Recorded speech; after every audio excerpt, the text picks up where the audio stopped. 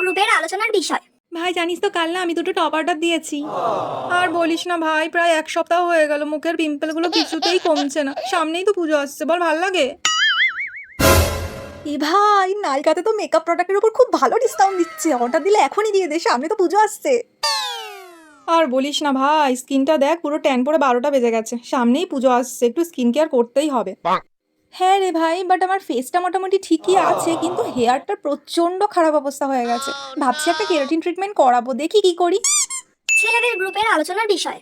ভাই, আমার পড়ার ব্যাচে একজন হেব্বি এসেছে। এ ভাই, কে হেব্বি এসেছে রে? আরে কে আবার, তোদের হবু বৌদি। ভাই জানিস তো, আমার না একটা মেয়েকে সেই লাগে, সেই।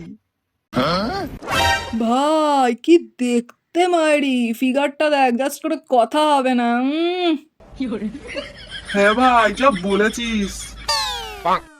হ্যাঁ ভাই, তোরা একটু থাম না ভাই, আমার ভালো লাগছে না।